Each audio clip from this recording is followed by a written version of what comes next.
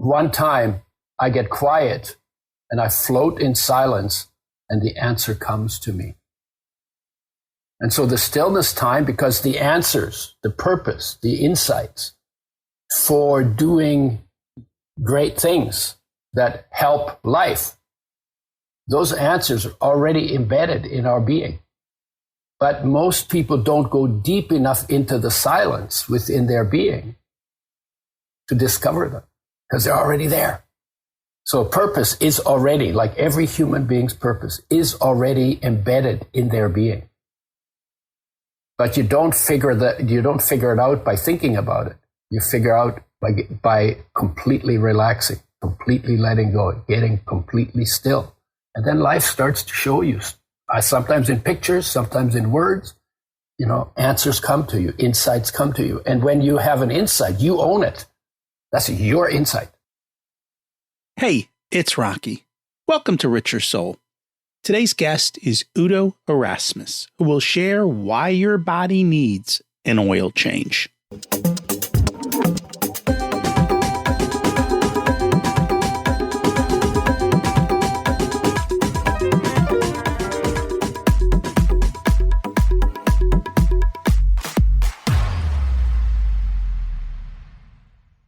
Imagine it's 12 months from now, and you've achieved your major life goals. How does it feel to be in the best shape of your life?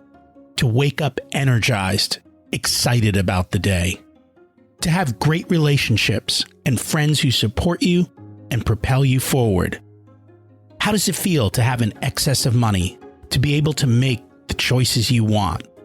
To be fearless and open to trying new adventures? Imagine being connected to the universe and it providing everything you desire. It's possible over time, and your past does not dictate your future. The only thing holding you back from this vision is you. It's time to take control of our thoughts and use them to our advantage. Welcome to Richer Soul, where we achieve our dreams and create harmony to health, wealth, relationships, time, and spirituality. If you have not had a chance to listen to episodes 1 through 9, I encourage you to go back and listen to the framework behind Richer Soul and how to create the life of your dreams. You can also find all the show notes for this episode at richersoul.com. Today's quote is from Brad Hart. You must be willing to give away what you wish to receive yourself. What you think the world is withholding from you, you may just be withholding from the world. I've heard this said about money.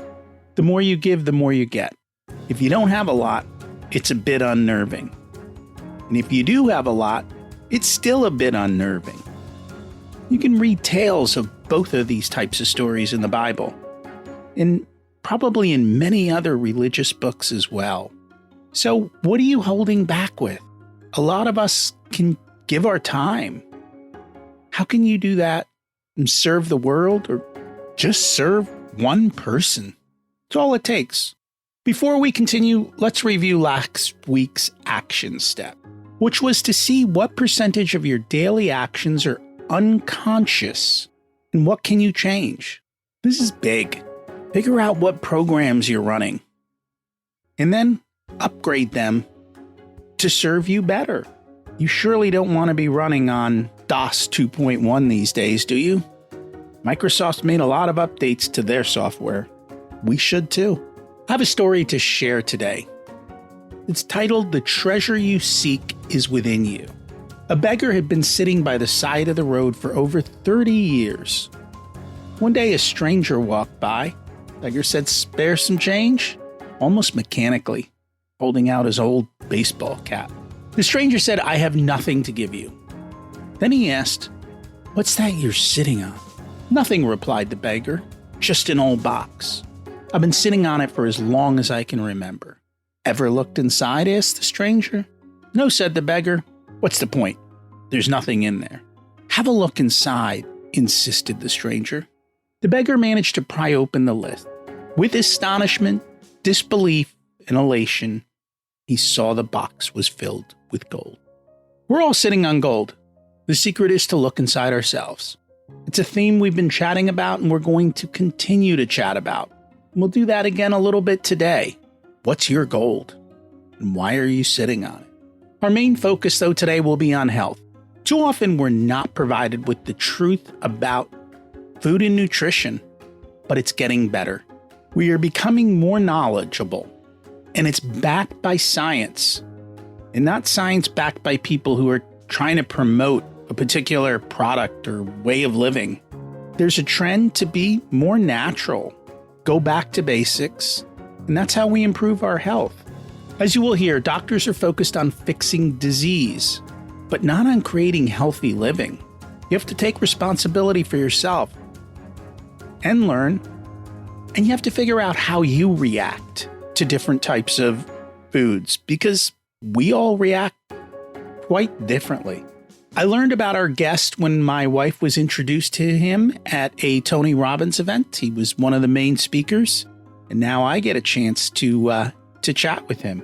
You can't see him, but he's 80, and you would never tell that looking at him. That's my idea of what I want when I age. I want to be healthy like that. And that's why I want to learn from Udo. Our guest today is Udo Erasmus, founder of Udo's Choice and author of the books Fats That Heal, Fats That Kill, which has sold over 250,000 copies. As an acclaimed author and speaker, Udo has an 8-step process that takes into consideration all the elements of nature and human nature, including physical health, mental health, presence and awareness, life energy, and being in harmony with nature and humanity. Udo's background includes studies in biochemistry, genetics, biology, and nutrition, as well as a master's degree in counseling psychology. Let's meet Udo and learn from him. Welcome to Richer Soul, Udo Erasmus. It's great to have you join us today.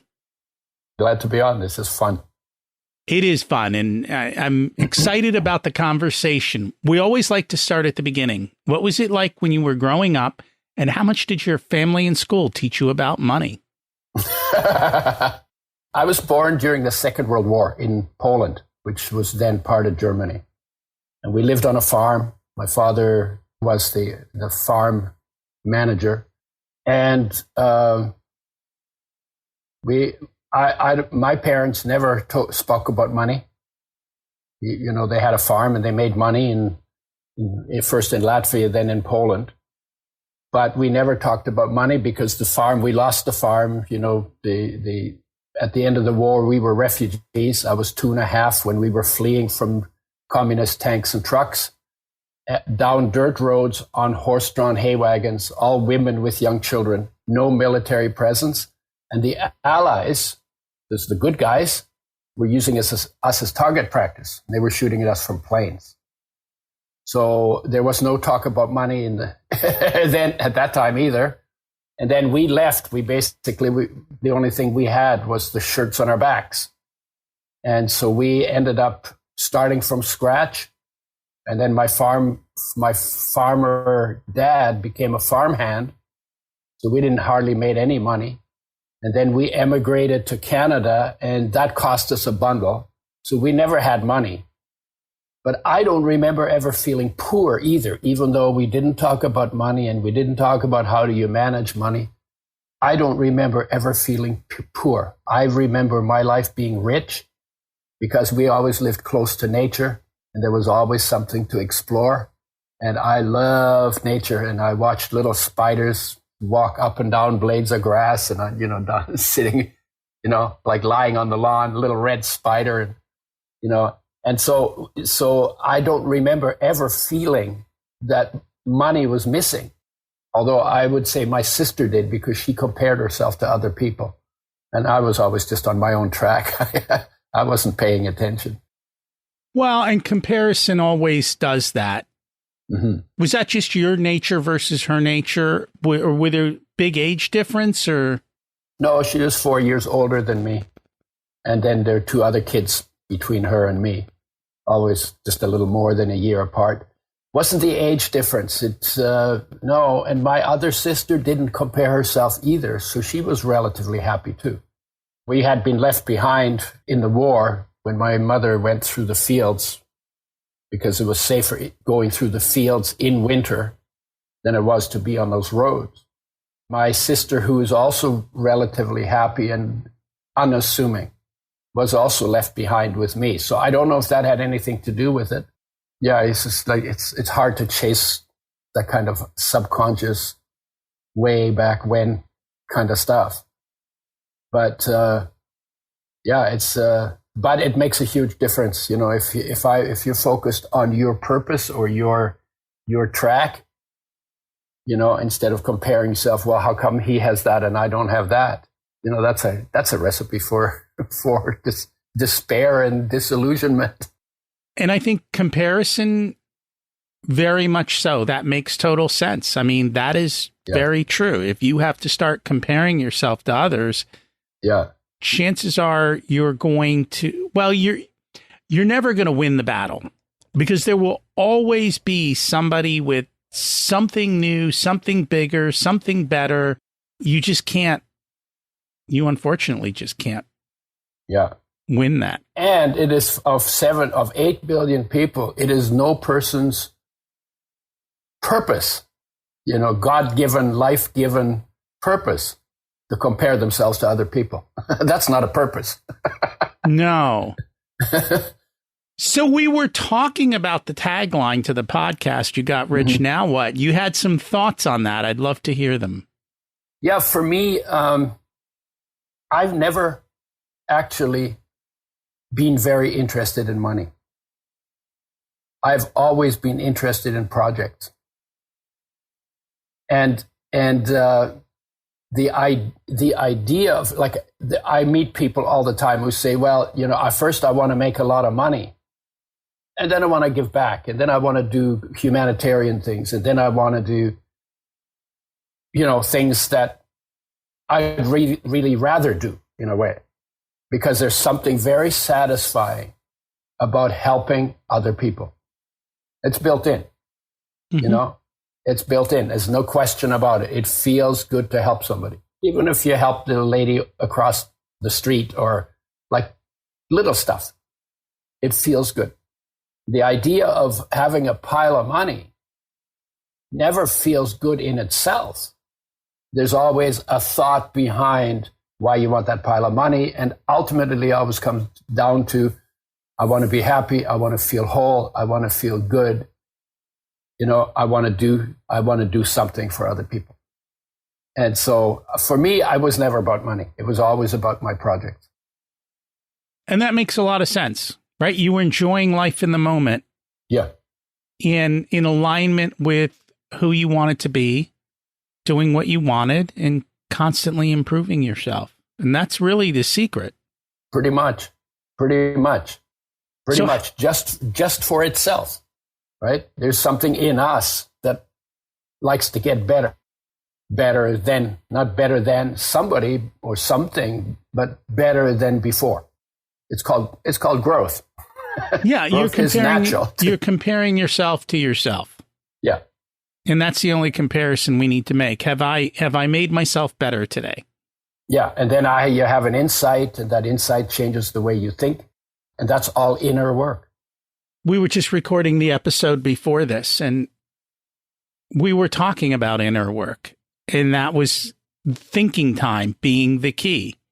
Get very clear on what you want in life and take the time to think and improve and work on yourself and figure out who you are and what you want.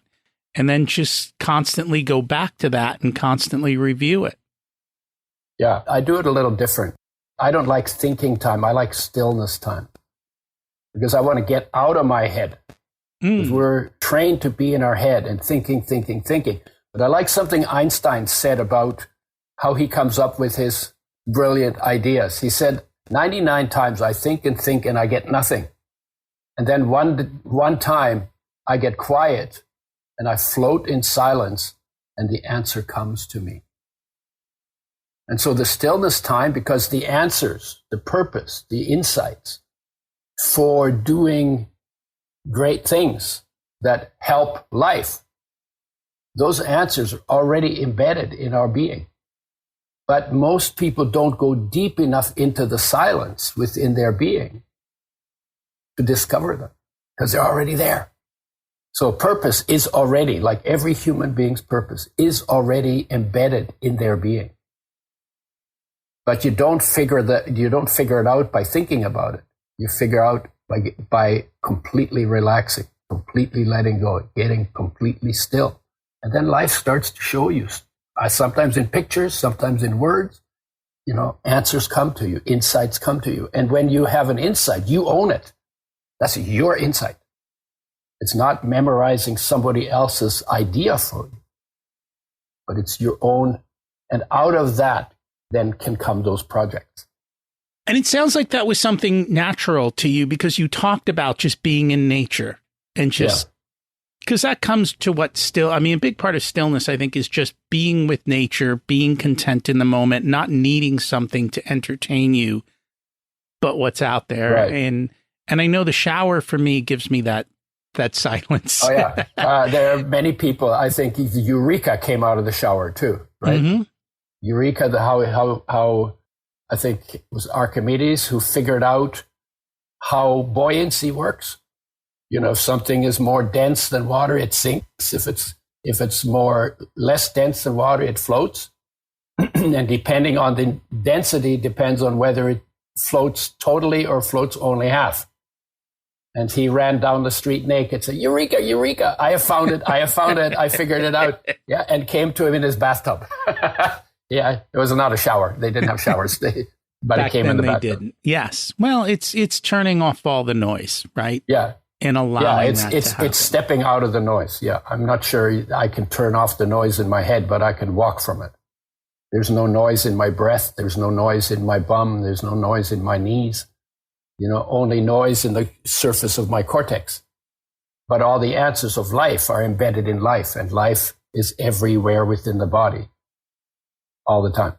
So I just have to step out of the thinking part to get into the more creative part of human nature.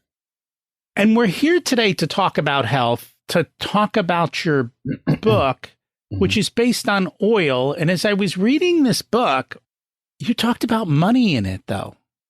I did? You did. There were some chapters in there on money. No. Are you serious? I don't think so. There were. Okay, teach me. What did I say about money?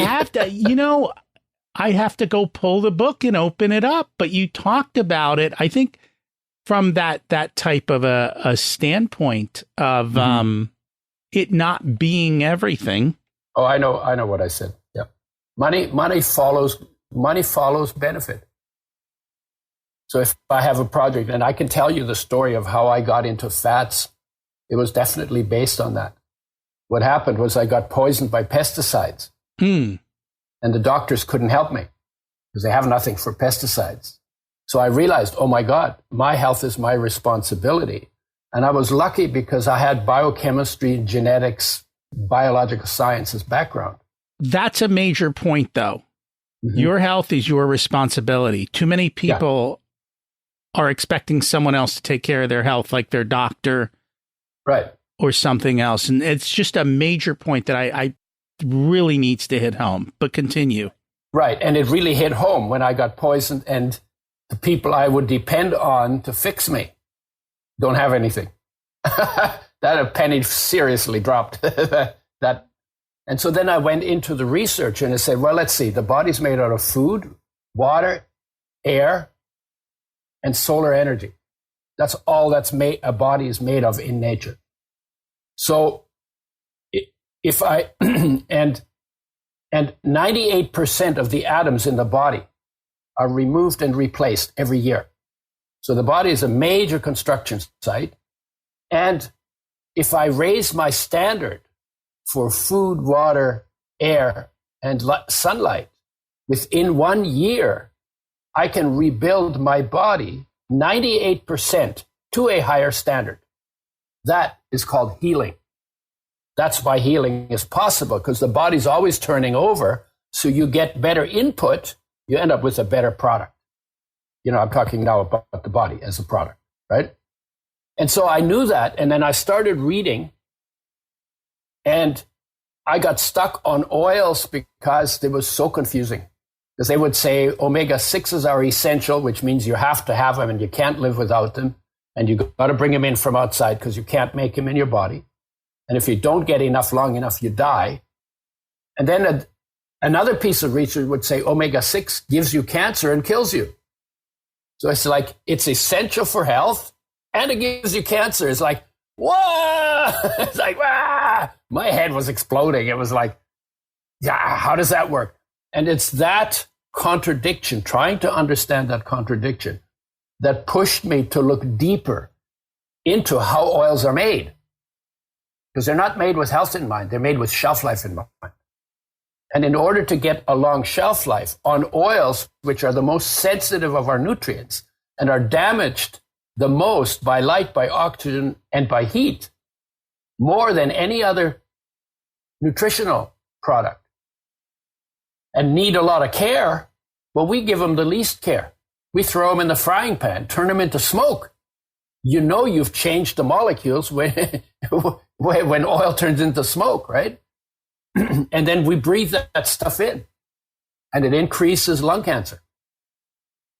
And that's been shown with cooks who spend 8 hours in front of a frying pan, unlike most people who only spend a couple hours in front of the frying pan. They have 4 times more lung cancer than people who are not making a living in front of a frying pan.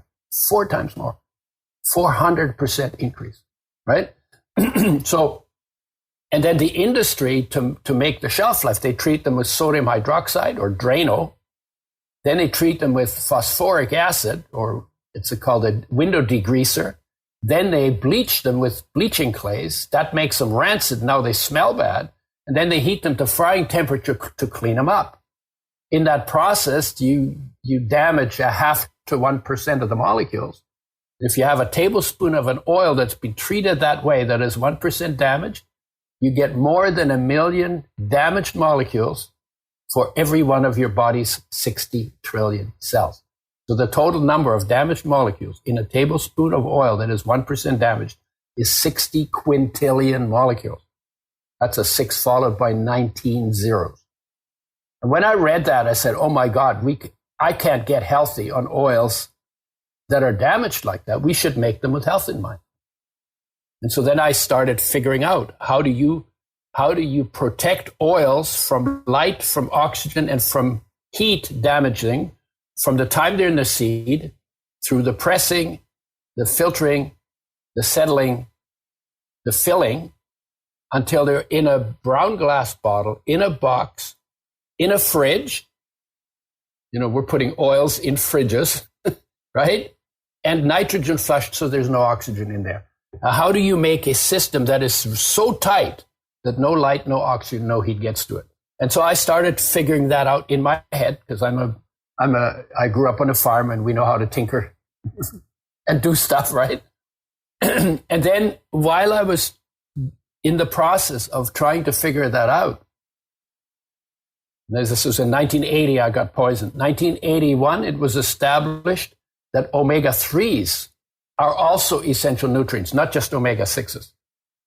And that 99% of the population doesn't get enough for optimum health, that they're 5 times more sensitive to damage than the omega-6s, that they're a nightmare to work with, and that every cell in the body needs them. And when I found that out, I went off like a firecracker. Oh my God, if we could make omega-3s with health in mind, and we could bring them back to 99% of the population that doesn't get enough for optimum health, oh my God, we could help so many people. And that was the fire. That fire got lit. And then the whole business, to put it together, to work with other people, to do the packaging and doing all the stuff with relatively untrained people, that was driven by enthusiasm. Oh my God, I could help so many people. And we worked day and night, and it never felt like work because the enthusiasm was there. So I would say, and I had no business background. I had good science background, no business background. We made business decisions right and left just because we had a clear standard, a clear goal of what we wanted to accomplish. And then we didn't have like a business plan where we said, well, this year we want to make this much and next year we want. No, my deal was just, let's see how far we can get. So it's completely open. We talked to everybody. They loved the energy.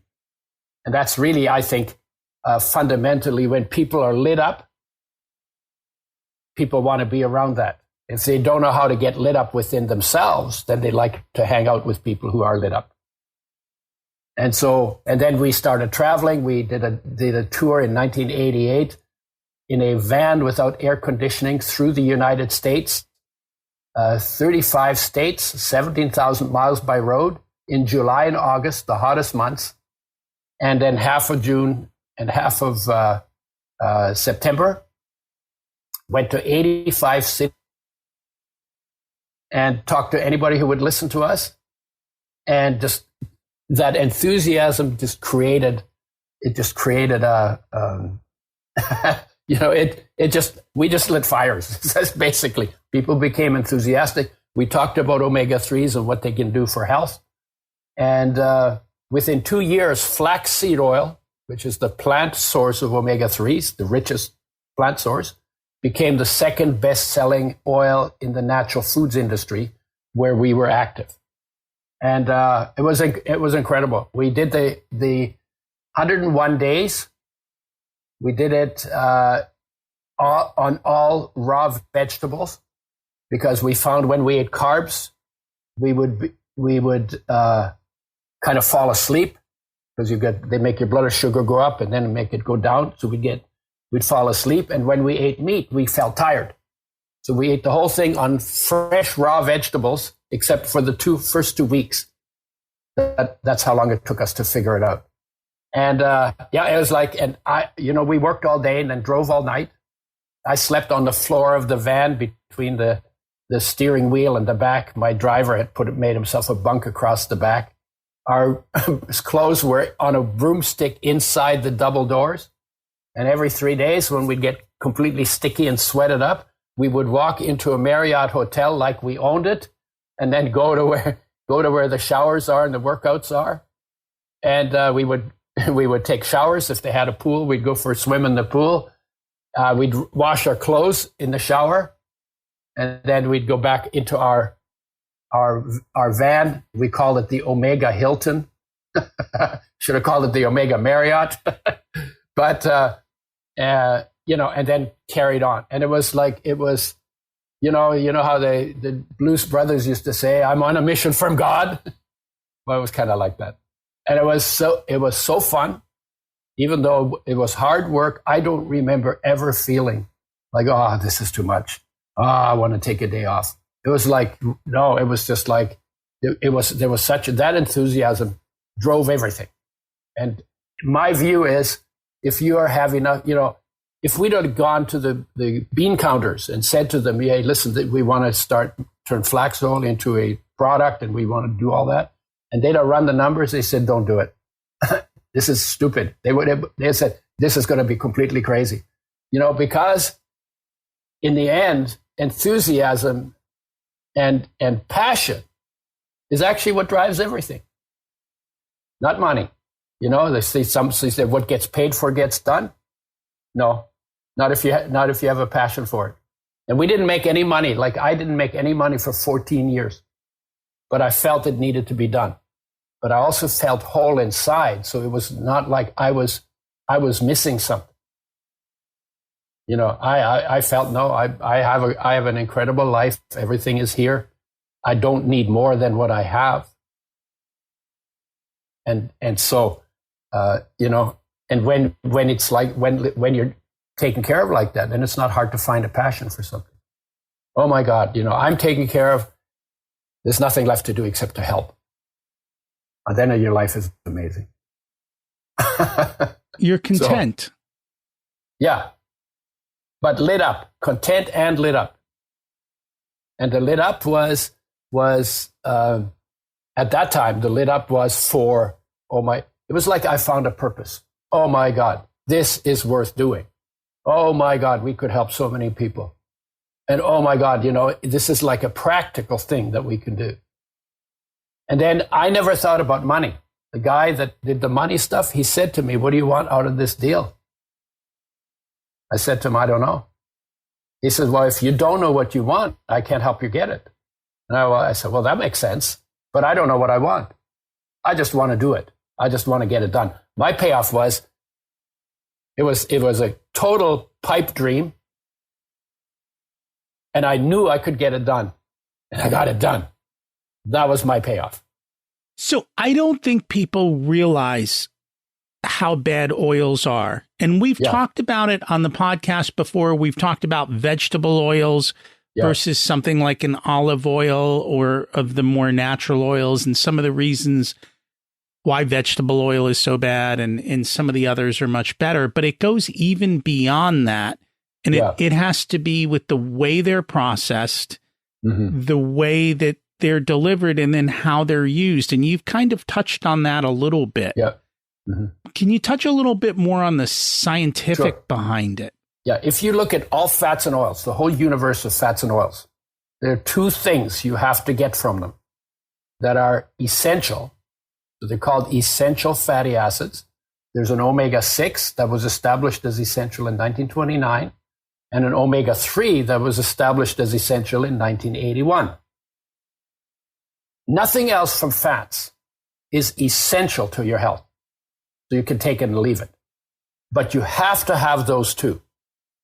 They're the most sensitive of our nutrients, so they need the most care. We don't give them that care. We've already talked about how the industry makes them and damages them. But then we take those oils and we throw them in a frying pan and wreck them by light, oxygen, and heat all at the same time. The dumbest thing that we have ever invented to do in terms of health is frying in oils, frying pans. And that's, by the way, is only 120 years old that people have been using oil for frying in a consistent way. Even olive oil, which has a long history, was not fried traditionally. What they did is they cooked their foods in water, the vegetables in water, just like everybody else did. And then they poured off the water, or they drank it, because sometimes the cooking water has minerals in it.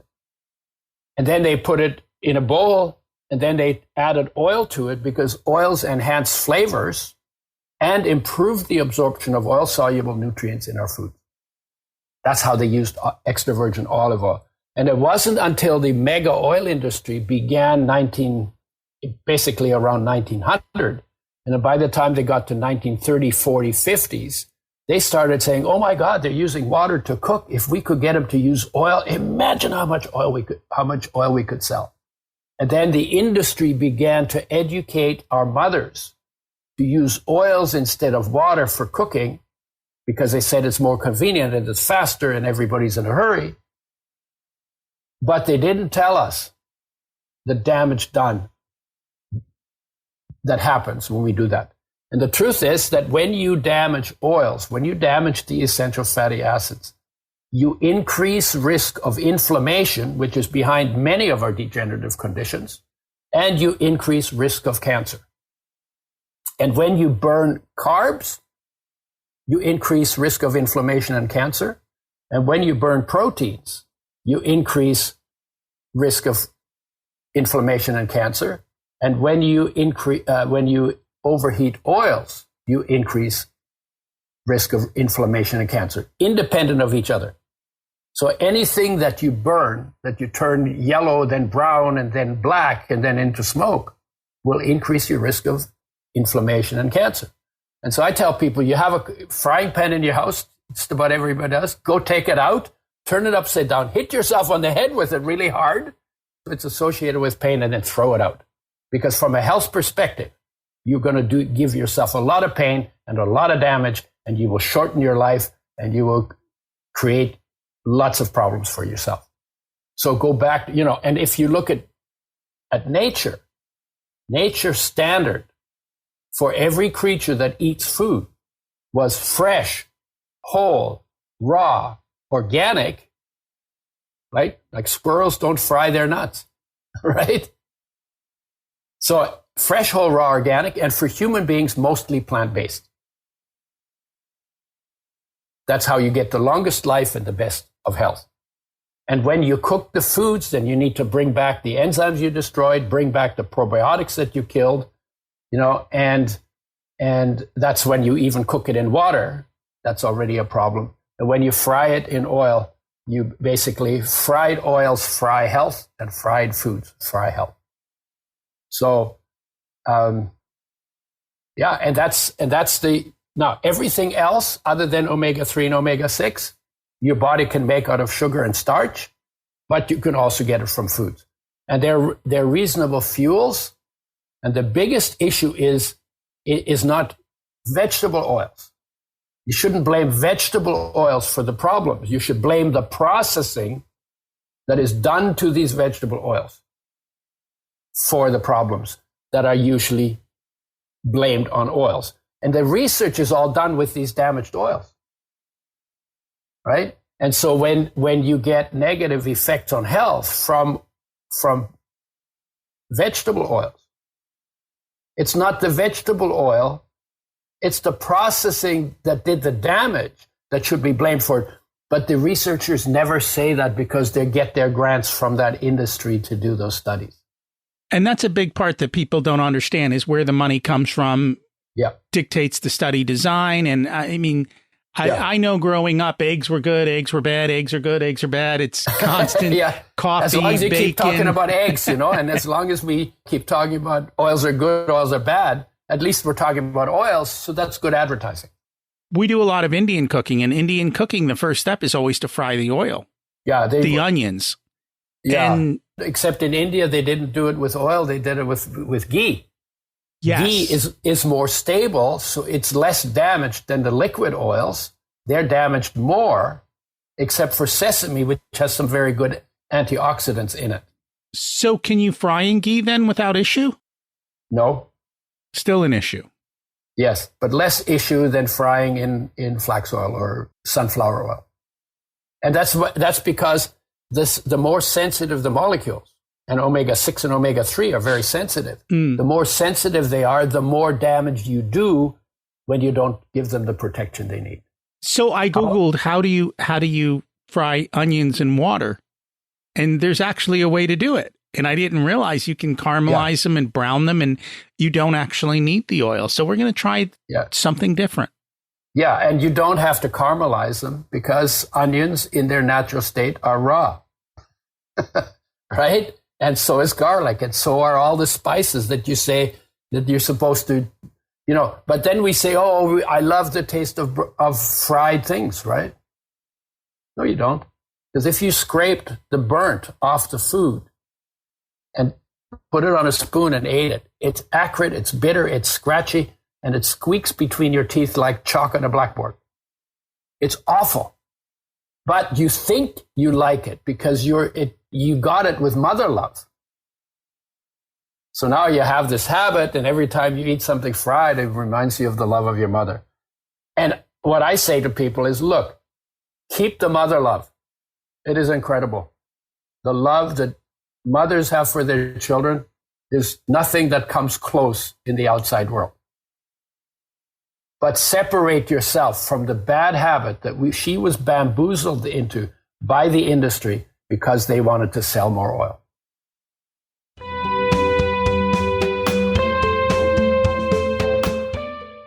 Today's episode is sponsored by Profit Answer Man Podcast.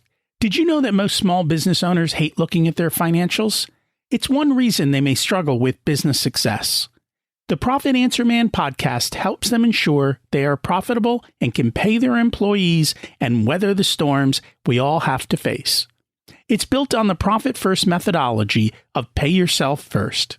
The Profit Answer Man podcast is a must listen to for every small business owner and anyone who wants to help them survive and thrive. Check it out on your favorite listening platform.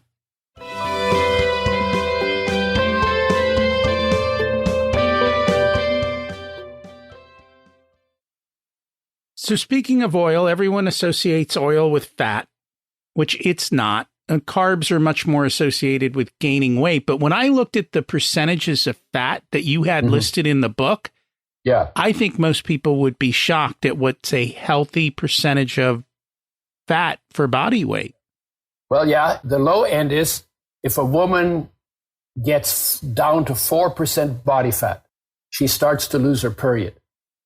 And the reason for that is women are by nature carry a little more fat around their body than men do. And the reason for that is, in my view, is that when a woman gets pregnant, she needs to have enough energy reserves to bring the pregnancy to term, even if there's a famine or even if there's, a time where getting food it becomes difficult, right? So women are prepared for that by just carrying more body fat. Men can go down to 4% body fat and get away with it. Animals are usually only 2 to 5% body fat, because if they were any heavier than that, they couldn't run as fast and they'd get eaten pretty quick. Okay, so animals by nature are leaner unless we domesticate them. Our beef is 25 to 40% fat, and our pigs are 25 to 60% fat. And we just stuff them, and the way they fatten them is by feeding them grains, starches, carbs, right? And if you eat more carbs than you burn, your body turns the excess into fats. And then you get overweight by doing that, right? So, but to go back to the body fat, 8% body fat for men is pretty fit. And for women, it'll be a little higher, maybe 12, 13. But most men are probably 13 to 15% body fat, and most women will probably be around 22% body fat. And of course, you can go up to 60% body fat. You'd be super obese if you did. And and most of that fat does not come from eating fats. Most of that fat comes from overeating carbs and getting high blood sugar, then low blood sugar that gives you cravings that makes you eat. And the craving for carbs, when you're carb addicted, has been measured to be 4 to 8 times higher than the addiction to cocaine. So when people talk about being carb addicted, it's a real addiction, because when your blood sugar goes down, your body screams at you, eat or die. And then of course you're going to eat. And then you're used to eating carbs to make your blood sugar go up, and you start an addiction cycle of carb addiction. So I'm Googling what everyone's telling us body fat percentages should be. Yeah. And they say the average for a guy is 18 to 24%. That's not what it should be. No. Well, That's what and it is. This is why I'm saying, yeah, they're talking about 15 to 17 puts you in the fitness category. So the numbers are just plain out wrong. My numbers are wrong? No, these numbers that we're being told. Yeah, well, yeah, it's what can I say? And it's funny because what can I say? The people who are really fit, like that are really like Olympic sports, or even when you become a bodybuilder and you show, you have to get rid of the fat under your skin. And the way they do that is they carb deplete, so they don't eat carbs, and they use oils rich in omega-3 and 6 for their energy source. And they get rid of the fat under their skin, and then they get shredded, right? You want to be able to see the muscle fibers, and the better you see the muscle fibers, the more likely you are to win. Of course, you want them to be big too, right? And you do that with oils. But you do it with omega-3 rich oils because they increase metabolic rate, and they increase thermogenesis, and they increase energy production, and you get more stamina, so you build muscle quicker, and you get rid of carbs also by making good oils your major fuel. And those guys they're not 15% body fat. You don't look shredded when you're 15% body fat. That is correct. Now, also remember, whoever puts those numbers together, 60% of the North American population is overweight, and about 35% of them is obese. And they're probably taking that into account and making that normal. But that ain't normal. And that's why if you go to the charts and see what your weight should be, it doesn't match up because the weight is considerably lower, in which case your fat has to be considerably lower. And the things aren't just adding up. And I've seen that with the government studies all the time. So I can tell you how I do it. I call it the pinch test. You do a pinch test on your belly, like this, like a pinch test, right? Or you do it on your butt. If the pinch test comes up empty, then you're in good shape. And if it doesn't, then you need to lower your carbs until it comes up empty. Very simple way to do it, right? It's not about, and if I look at my body, I can't tell what is my body fat percentage because there's fat in the liver and there's fat in the guts and there's fats internally. But I can do the pinch test. So I have a pretty nice, relatively good measurement. And I notice too, when I don't eat the same thing every day.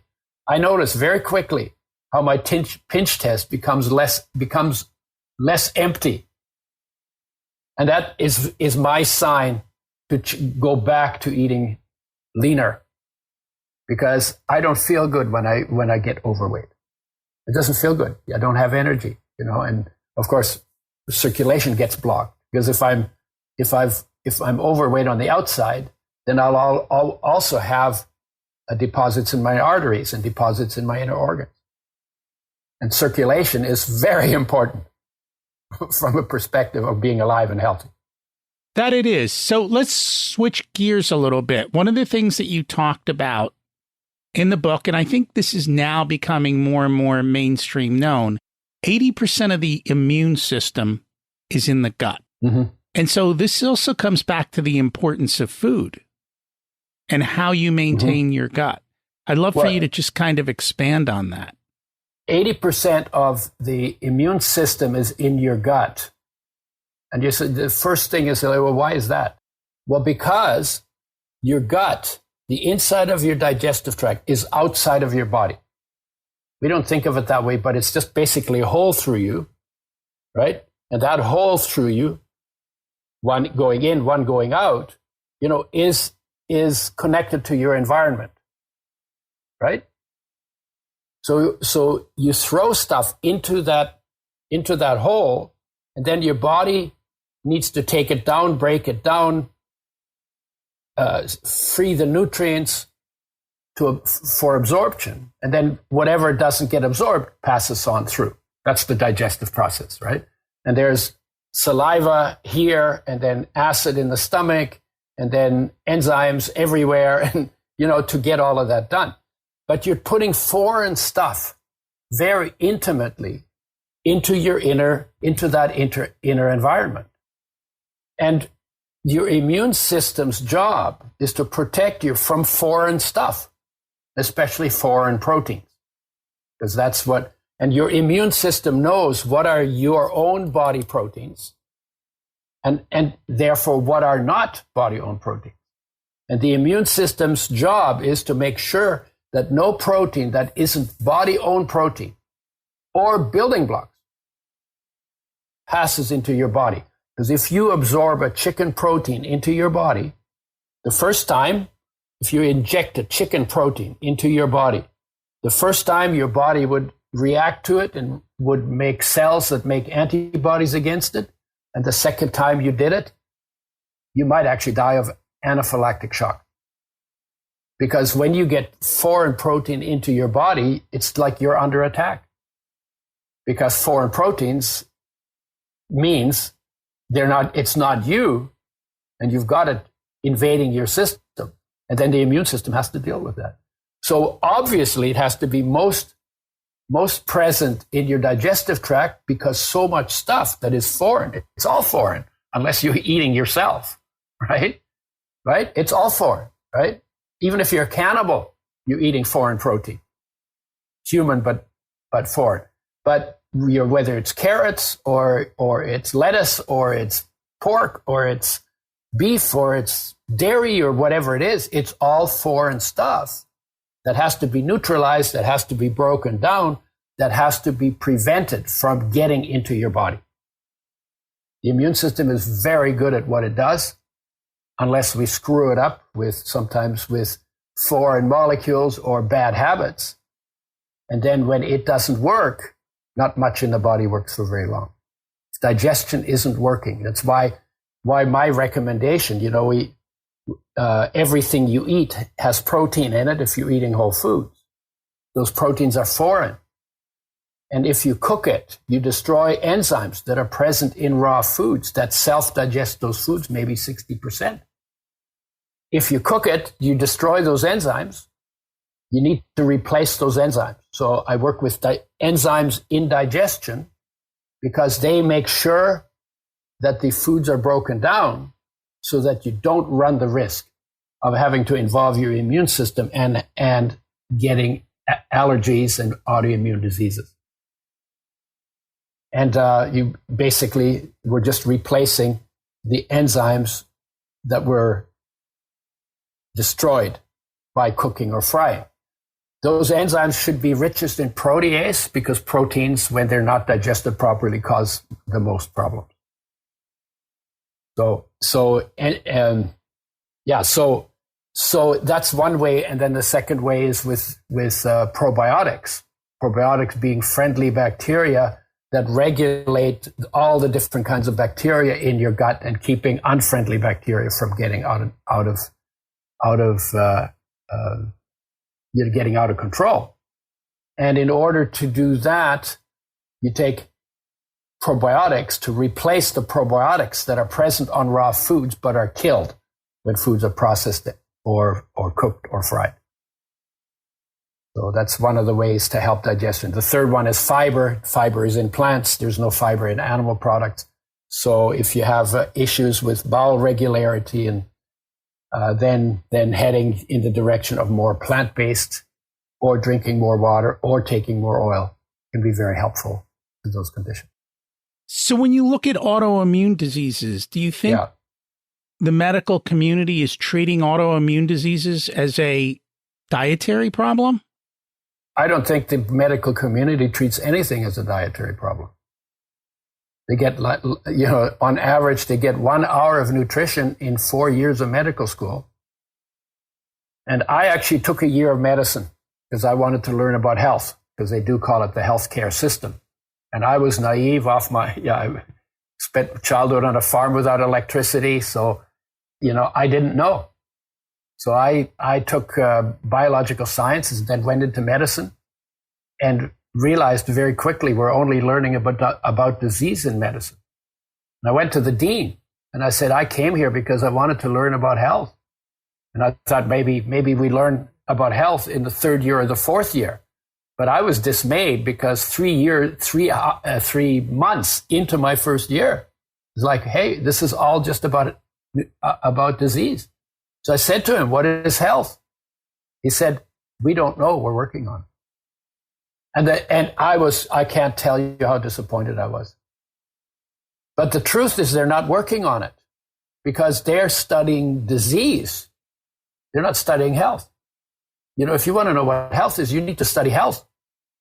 So I realized that I was learning more about health in biology because you're learning about normal creatures in normal situations, behaving normally, and what is the biochemistry of that, and what's the physiology of that, and what's the all of that. So you actually learn more about health in biology than you learn in medicine, only nobody calls it health.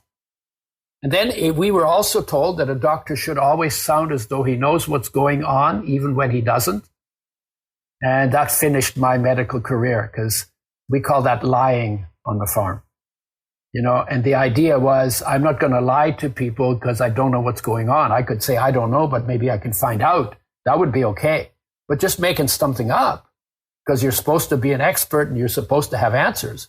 That was not my cup of tea. So I ended up going back into biological science, biochemistry, and genetics, and used that background to understand fats and oils and the research that I used to help myself from pesticide poisoning, but then also to get into making laws with health in mind and all of those issues.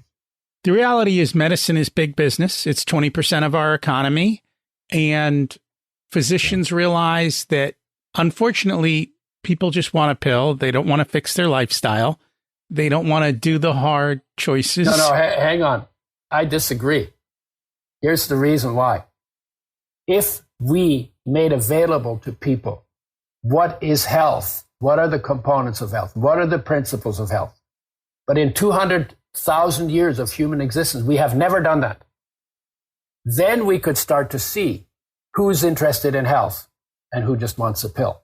But we have never ever set it up for us to find out. So we blame the citizens for not having studied health, even though we, who supposedly should know better, have never made studies of health available to them so they could actually figure it out. That make sense? It makes sense. I don't think, well, and that's the thing, because people are not taught to eat properly. No, exactly.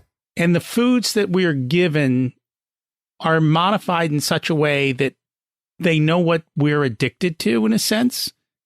Right. And crave. And so they modify foods to make you want to eat the entire bag of chips. Right. And it's the whole process. But if you're present in your own space, if you're fully present in your own space, and you feel taken care of, because life cares for you, loves you unconditionally, 24/7, and you feel the contentment that is the foundation of your own existence, addiction to chips is actually not difficult, because the chips don't get you feeling better than that. So now you have choice. But then you got to do homework, which is also not encouraged. To sit with yourself and to get present in the space your body occupies and to feel what it feels like to be alive. It's magnificent. It's awesome. We are awesome creatures. But you don't know that if you don't know that. And you don't know that if you don't do what I call the homework, the work you do at home within your own being. And it's a sitting still kind of process that gets you there. Beyond sitting still, is there anything that we should do to get present? Yeah, the other way to get in touch with it is through heartache. You know, when your heart aches, you know, usually, and we have lots of words for it. Could be loneliness, could be blues. You know, if somebody dumps you, or if you're looking for connection, could be grief when somebody dies, or sadness. Could be emptiness or restlessness, could be longing, yearning, striving, could be hope, could be despair. There's lots of words for this feeling, this uncomfortable feeling in your chest that's triggered by many different things. But that feeling is actually not about any of those other things. That feeling is your heart calling your awareness to come back home inside to your source in life. And you started there when you were in your mother's womb. I call it the Buddha tank, right? When you were in your mother's womb, there was no place to go. There was nothing to do. Everything was taken care of. It was pretty safe. You had no culture. You had no words. You had no concept. You didn't know who your mother was. So you were just, you had no developed mind, right? So you're just hanging out there. Your body was being built. And because there was no place to go, the focus of your awareness was in your source. Whether you call that the divine, or you call that life energy, or you call that internal awareness, doesn't matter what you call it. But you spent your first 9 months, if you were a term baby, you spent that first 9 months in deep meditation. In deep meditation on the essence or the experience of life, of existence. And then you came out, and then you had to get to know the world, and your awareness, your focus went out through your senses into the world of change, because you had to get to know that world, and you had to assess whether it's friend, foe, or irrelevant, and then act accordingly. And in that process, you got disconnected from yourself and connected to the world. And that's where heartache began. And that heartache will be there every time one of your distractions dries up, calling you home. It will continue to call you to come back. You know, if you make $1 million, $1 billion, $1 trillion, and it doesn't fulfill your heart, because the heart is fulfilled by doing your homework, not by cashing your checks. That makes a lot of sense. I like getting out into nature and turning everything off. That's what I used to do until I learned how to bring my awareness in, because now I can do it in the city too. Yes. And I don't want to have to depend on nature. Now I'm addicted to nature, right? Yes. I want to be able to do it whenever I need to. And in order to do that, I have to become independent. Dependent on what's already within me. And basically, then it's just going from wherever I am in here, just coming home. And that's, by the way, is nature too, because it's the nature of my nature. It's my nature, right? And there's a gift in there that life gave me to enjoy, or the universe gave me to enjoy, that nobody else can enjoy for me. And if I don't enjoy it, it's a wasted gift. And it's an incredible gift. It is an incredible gift. Life is an incredible gift. That is true. It is. And too often, I think we take it for granted. Mm-hmm. We do. Unless it's threatened. And then for a few seconds, we say, oh my God, you're almost ready to drown, right? Oh my God, all of a sudden, life is incredibly precious. And then when you get saved, then like after half an hour, you've already forgotten, or maybe half a year. Then you forget again. So true. Well, we like to get people to take action. What is one action step people can take this week to move forward in their life? Well, in my view, all things considered, the most important step is to make time for stillness. Whether it's 5 minutes or 10 minutes or half an hour or an hour, just like you make time for breakfast, just like you make time for toilet, just like you make time for dressing and undressing, make doing nothing and experiencing being. Make that a regular part every day of your life. Because that's where your greatest gift is, because that's where your inspiration lives, because that's where your purpose is, because when you feel whole, you're not out there grabbing stuff anymore. Because when I feel cared for, it's like, oh, wow, I'm cared for. It's not about me anymore. And the only thing left to do then is to help. So that means we stop stealing each other's stuff. Then we can live in harmony together. And when we feel cared for, then an outcome of that is that we start to take care of our environment, that we start take care of our people, that we start taking care of our health, that we start taking care of our relationships. When I don't feel cared for, I'm always trying to find it on the outside. It's not there. It's not there. It doesn't matter what you do. It's not in the money. It's not in the people. It's not in the politics. It's not in the drugs. So number one is to do the homework that we've been neglecting for 200,000 years. And we're now in a place where we're getting not too far away from destroying the planet and each other just because we haven't done our homework. And we want somebody else to do the homework for us. It's never going to work. Never going to work. And guess what? All the wise people have always told us, make that your priority. When that's in place, everything else will begin to fall into place. I can tell you I'm exhibit A for knowing that that's true.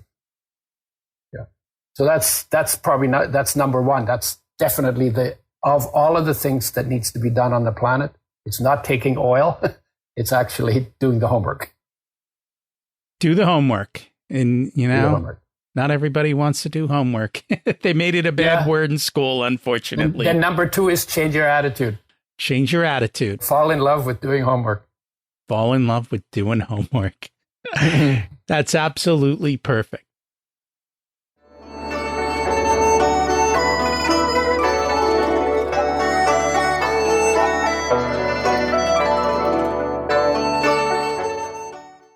It's time to learn the secrets of life. What's your secret to living an abundant life? Oh, being present in it. The life is already abundant, but you miss it if you're not present in it. So that goes back to the stillness practice again. Yeah, you have everything you need. Yeah. What did you learn later in life that you wish you would have learned sooner? That anything is possible. Anything is possible. Yeah, that anything is possible is something, although it's funny because parents say to their kids, you can do anything you want. And then when you become 16, they tell you to be realistic and to crank down anything, your wild ideas about anything is possible, right? I would say as a child, if I grew up in a family where it was understood that the treasure is inside, because my parents were also practicing that. And so they knew it from the experience. I think that would have been something, because then I wouldn't have been in a war. Although the war was a gift too, because it got me thinking about the meaning of life pretty early. But I don't think that we need a war to learn that. But then it has to be taught, and it can only be taught by people who know it. And so in a way, it's like if my parents had done their homework and their parents had done their homework and their parents had done their homework all the way back 200,000 years, that would have been nice. It's possible they did and we forgot. No. No? No, I think I know enough about it to know that we have never, as a culture, as a society, not in India, not in Persia, not in Greece, where all the wisdom supposedly hung out, but there were individuals who did it. So Socrates was onto it, and Christ was onto it, and Krishna was onto it, and Ram was onto it, and Rumi was onto it, and what am I missing here? Buddha was onto it. So there were always some individuals who were wise who taught people how to do that. But institutions turned their message on its head, because they said, every one of you has what I have. Every child is born a Christ child or a Buddha child or a Krishna child, because life energy is Buddha, is Christ, is Krishna, right? But then we got told, no. There was a guy, he was really cool, and you guys are completely screwed, right? He's perfect, you're a sinner. And then they used that to control people. And what if 8 billion people recognized that what the master spoke about was their nature? They were teachers of human nature, and they pursued that. If 8 billion people experienced their wholeness, what kind of a world would we be living in, and what kind of things would we do, and what kind of things would we stop doing because they don't make sense when you feel whole? That makes sense, which brings us to our final question, which is, you kind of touched on this a little, but if you were to give that 18-year-old one specific piece of wisdom, what would it be? Do now what took you 30 years to learn. Do now what took you 30 years to start. And again, it goes back to that. It does go back to that. The most incredible thing every human being has is being alive. Being alive. Your peace, there's peace in life. There's a peace that is always everywhere. But you only know it when you find it from the core of your being, because that's where your access is. But even the wars take place in peace. Even everything everybody does takes place in peace. But if you're focused on the war, you're not focusing on the peace. If you were focusing on the peace, you'd probably put your weapons down and help each other. So it's this.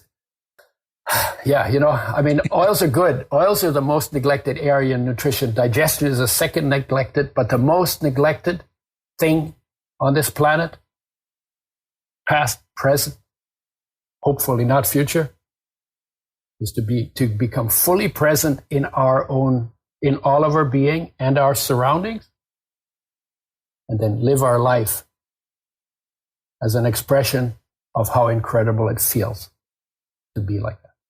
And I think that is a perfect place to wrap up. If people would like to find your books, your oils, where can they learn more? Best way to go is udoschoice.com, udoschoice.com. And that's where we talk about the oils, the enzymes, the probiotics, and all of that kind of stuff. And then I have another one, udoerasmus.com. That'll be in the show notes, udoerasmus.com. And we have some courses, and we have some, the books are there, and we have more of the educational stuff on that website. And I'm on Facebook, and I'm on Instagram, and I have a YouTube channel. I'm not hard to find. You're not. I'll be 80 in May. I've been buzzing around for a while. Congratulations. And I will tell you, the audience can't see you, but I can. I would have never guessed it. Yeah. Not even close. You look to be in great health, and that's because you learned and you did the right things. So congrats. I do practice what I preach. You practice what you preach. To a pretty high extent. Thank you so much for joining us today. All right. Thank you. That was fun. Are you willing to change your diet? Are you willing to challenge your diet? The truth is, the fuel we consume is the building blocks of our bodies. They set off gene signaling, and we need the right nutrients to set off the right signals. We're not designed to fuel ourselves with processed foods, no matter how great they taste. Be very careful of what you put into your body and figure out the mix that works for you. Let's try and figure out how to live in harmony with the universe and give back to make the world a better place. Remember, that starts with the reflection in the mirror, not trying to change everyone else. This week's action step was to make time for stillness and experience being. So powerful. And Udo is going to come back, and we're going to dig into that in greater detail. Can't wait to continue our conversation. In the meantime, examine what you put into your body, learn what's healthy and what's not.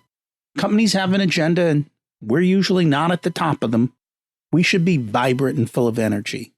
And if that's not the case, maybe what you're putting into your body is the reason.